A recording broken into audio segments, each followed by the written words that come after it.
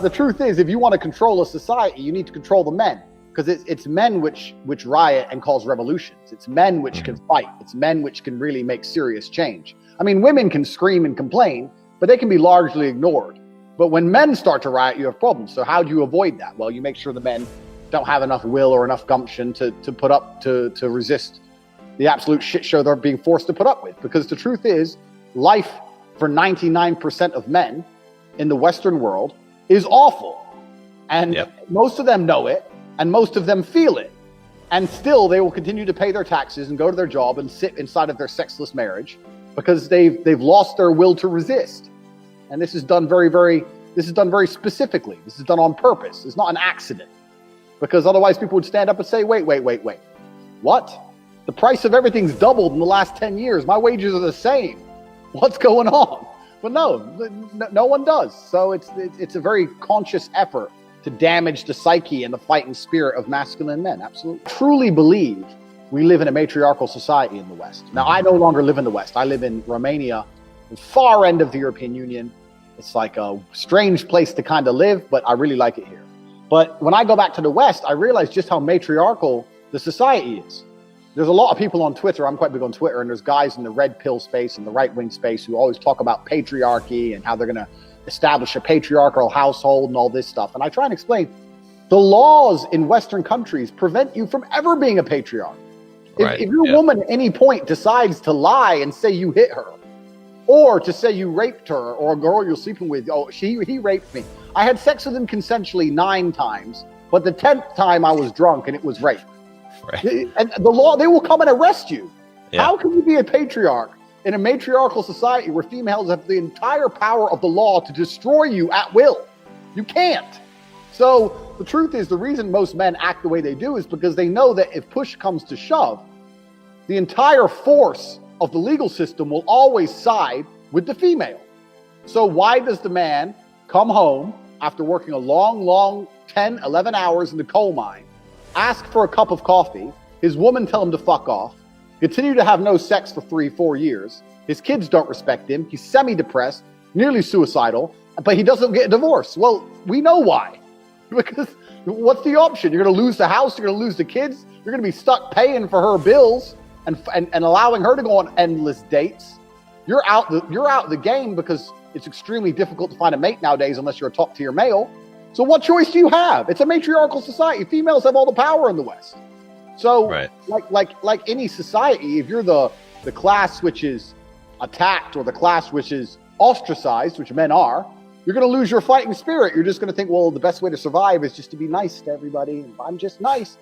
Do. And that's what's happened, because there really is, unless you have that spark, unless you have what it takes to truly build a life which is unique and build a life which puts you beyond the controls of these enforcement mechanisms, then the safest way to live is to be a simp. It's not easy to be like me and run my mouth. I've lived the consequences of talking. I know what can happen, and I'm sure you've been there too with the shit on Twitter and blah blah. Most people can't put up with this. My biggest ever outrage is when, this was about 4 years ago, is when I was still verified on Twitter before I got banned, and I said depression wasn't real. And I know that's like a really controversial take. And my point was very simple. My point is that depression is a natural instinct inside of men. And it's something that is designed to show you that you need to change something about your life. If you go to jail and you're depressed, it's not because you've caught depression. It's because you're in jail. This is why. So if you feel depressed, you need to wake up and go, well, why am I depressed? And how can I change this? I had people message me saying, you don't understand how it feels. I'm fat and I can't get a girlfriend because I'm depressed. I said, no, you're depressed because you're fat and you can't get a girlfriend. Right. You got it the wrong way around. So when I said depression wasn't a clinical disease and it's simply the result of not living a life that you truly enjoy and you're not happy with, it blew up. It went huge. I had Hollywood stars. I had J.K. Rowling and the guy who plays the Incredible Hulk, and everyone was coming for me. And when this was like the most controversial I got, and everyone was trying to cancel me. And at the time, I was doing television commentary for the cage fighting here in Romania. And when I went into work to commentate, the owner of the organization called RXF, which is like the Romanian UFC, he had a stack of emails like this Shit. Where people had Googled me, found my employment, and emailed him saying I'm a misogynist and I'm fucking encouraging suicide and all these crazy pages and pages. And he sat down there and goes, "What's this?" I was like, "Bro, in the West, this is what they do." And he was laughing out loud. He's Romanian. So he's reading the emails going, "These people have no life. What are these people?" I was like, he goes, "What do they want me to do?" I was like, they're hoping you're going to fire me. The whole boardroom was laughing, and they threw the emails away, and we carried on with life. Because we're not in a society which is held at ransom. I'm lucky to live in a society which is not held ransom by these people. Yeah. But in America, if I had a normal job, it would have been it. You know, it's absolutely crazy now. So, and what happens when you take away a man's speech? If a man's not free to talk, what's a man free to do? That's the first way you demasculinize a man. You tell him to shut up. I say this to people. I'm depressed. I was like, well, life's depressing. You're getting older. You're going to die. You know, there's a whole bunch of people with a bunch more money than you. Welcome to the fucking real world. Life's depressing. Are you a bitch? You're going to cry about it? Or you're going to do something about it? Like, life is depressing. Who told us? Tell me where it says in the human handbook that we're supposed to be happy all of the time. Right, we're not supposed to be happy. We're supposed to survive. Now, if you're a man, you can survive even if you're miserable. I say this all the time. Give me depression. You wouldn't even notice. This is what pisses them off because they're like, "Oh yeah, you wouldn't be able to function." I guarantee I can still drive my Lambo and fuck women. I guarantee you. Try me. Because I refuse to be such a baby that I'm going to sit there and go, "Well, I feel a certain way, so I have to act a certain way." No. One of the number one tenets of masculinity, in fact, it's probably the primary tenet of masculinity, is acting different to how you feel. This 100%. Is the primary tenet of masculinity. Do you think the men on the Titanic felt like dying? No, but they acted a certain way because they were men. The women and the children are afraid and they're going to run. I'm afraid and I'm going to stay here because I'm a man. As a man, you have to control your emotions. So I don't give a shit if you're depressed. There's no excuse to not be an adult and make sensible decisions based on discipline alone. I'm too depressed to train. No, you lack discipline.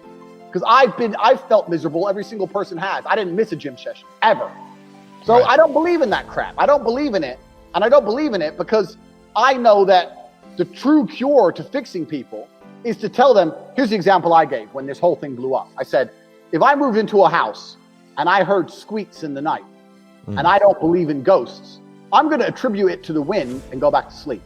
If I move into the same house and hear the same squeaks, but I'm a big believer in ghosts, I'm going to start being scared. I'm going to call an exorcist. I'm going to say it's a ghost. So my point is, the same situation gets worse based primarily on my beliefs. If you don't believe in depression, you can't be depressed. Right. All you can be is, okay, I feel a bit pissed off. Time to get up and go get it. Let's hit the gym, bang, hit the club. I'm gonna make some things happen in my life.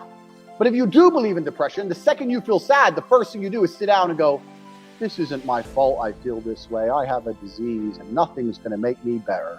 And you're gonna get worse. So this is the whole point. This is what was amazing when I said depression wasn't real. I said, because I was getting attacked by, all the Avatar Anon characters. I'm depressed. You don't understand. My friend killed himself, blah, blah, blah. I was like, listen, if depression is really so horrible, why are you all defending it so fervently? So it's real. It's so powerful. It's real. Why are you defending this horrible thing? Why don't you sit there and go, you know what? You're right, Andrew. Fuck depression. Yep. But they want to defend it because it's an identity. It's something that allows them to feign individuality. It's something that allows them to, it's an excuse. It's a ready-made excuse for all of life's failures. I'm a loser, but it's not my fault. But depression.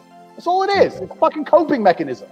I don't believe it. I do not believe in depression. I believe if you really feel terrible and someone were to come along and give you $10 million, you'd probably feel a bit better. Also, just to quickly touch on this, because every time I say this, people come at me and think they're smart. And they say, well, what about Robin Williams? He was famous. He killed himself, blah, blah, blah. And I say, yeah, and I'll tell you why he killed himself. He killed himself because of people like you who are telling him depression is real, not people like me. Right. When Robin Williams was in therapy for 10 years. If he would have walked into his first therapy session and his therapist said, look, Robin, you're a millionaire, you're famous, you can fuck any woman alive. You coming here is insulting to people with PTSD and genuine conditions, which I believe is different. If you've been through some real shit in a war, fine, you could be depressed. If you're just Joe Schmo and nothing's happened to you, you have no reason to be depressed. I'd say, look, Robin, you've got a fantastic life. You coming here is insulting to people with real issues. Grow up and get the fuck out my office.